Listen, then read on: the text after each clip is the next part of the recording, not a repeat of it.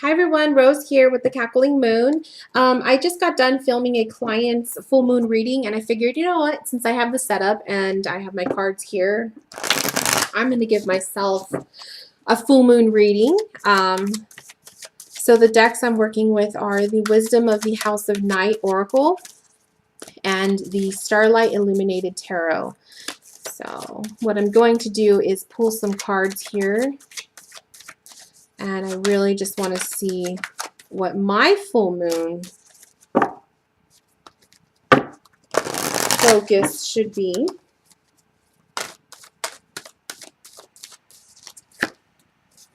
Remember, oh, what is this? Reminder. Ooh. So full moons are about manifesting, focus time. What are we, where our focus should be? What should we be creating? What should we be recharged with? Charging. It's a really good energy to do a lot of that kind of work. So what is the theme for me?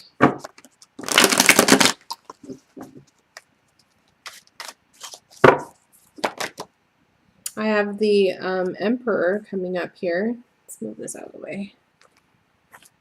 Okay, so I have the Emperor coming up. Ooh, the Eight of Swords.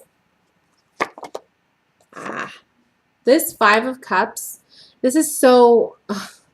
the last month, which is, I mean, it makes sense because of what I've been going through, but the Five of Cups has been the card for the last month and a half that has been stalking me.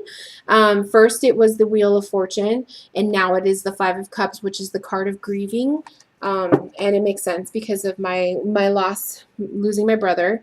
So it makes sense that that card that card would come up for me. Okay, so reminder, this is card number 28. So this is the theme of my, it's funny, I just flipped right to the page, by the way. This is the theme of the full moon reading. So my energy this full moon. Oh no, I'm sorry, that's not 28. I turned to page 28. Card number 28. Reminder. My child, sometimes I need to remind you of a lesson you have already learned. Ooh. When I provide you with a familiar situation, will you follow the same path blindly or choose another direction? When you draw the symbol for reminder, you are being asked to remember all you have learned about life and love up until now. Don't forget what you know already, as it isn't necessary to learn the same thing twice. Then again, how else do you learn? Keep the faith and be good to yourself. You can always start again if you make a mistake. If you stumble, I will surely catch you. Remember what you know. Oh. That's such a beautiful message. Okay. So it's basically being a reminder to me that to pretty much utilize what I already know and kind of like, you know, go along the path. Don't forget. That's the main, you know, message right there. Don't forget. Okay. What my focus should be. So that was the Emperor. And to me, the Emperor is a card of stability and kind of stepping up to the plate and being the person in charge, being the one who has the say-so, being strong. That's the vibes I'm getting for me personally. And I normally don't read for myself. Usually I love to purchase readings from other readers that I admire to read for me. So I'm trying to like pretend I'm reading for someone else, but at the same time reading for me. So for me, the Emperor is, I feel like this is me needing to step up to the plate and be strong, be the strong one. So that is where my focus should be this full moon. So it's really interesting. How can I manifest more of this into my life? So I have the Eight of Swords. How do I manifest? Now, this is a really good example for you guys. When you receive a negative looking card in a reading, how can you read a negative card in a positive way? Because the way that the card is saying, how can I manifest more of this into my life? I necessarily do not want to manifest more feeling imprisoned and, you know, unable to move, right? Obviously not. What I do want to manifest is the opposite of this. I want to manifest my ability to be free. But I think this is also, I need to hold myself back from trying to have control over everything. If you can see that. I don't know if you guys can see that. She's obviously not in any control whatsoever because her arms are bound. She's blindfolded. She's very vulnerable. And I think for me, this is a message for me to need to be a little bit more vulnerable and to give a lot of my control to the higher source. So that's a really good example for those of you who are learning how to read, how to see a card that way. And then how will this benefit my future? I'm also seeing this Eight of Swords card as for me, I need to spend some time at night meditating. And it was funny because I just got done telling my husband how I've been meditating a lot more since my brother has passed away. And it's really helped me. It actually brought back my period last month. So I'm hoping my period comes back again this month. But yeah, I've definitely been meditating at night, almost every night. So trying to get back into that groove. And then how will this benefit my future?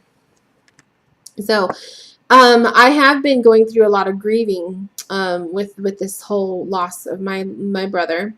But I don't want to think of it as that for the future. I think that how will I benefit from this is I think I'm going to be, going through a lot of self-forgiveness, and I think I'm going to be going through a lot of reflection work, and a lot of the ability to put to rest and to seek closure from a lot of things. I don't want to be reopening wounds. That's one thing I don't want to do, and that's one thing I've been learning when I'm grieving for my brother is that every time I remember him or I think of him, I don't want to just think of it as the moment that he passed. I want to think of, all the good moments that I had with him and what messages he's bringing to me now that he is gone, but he's now with me in a different way.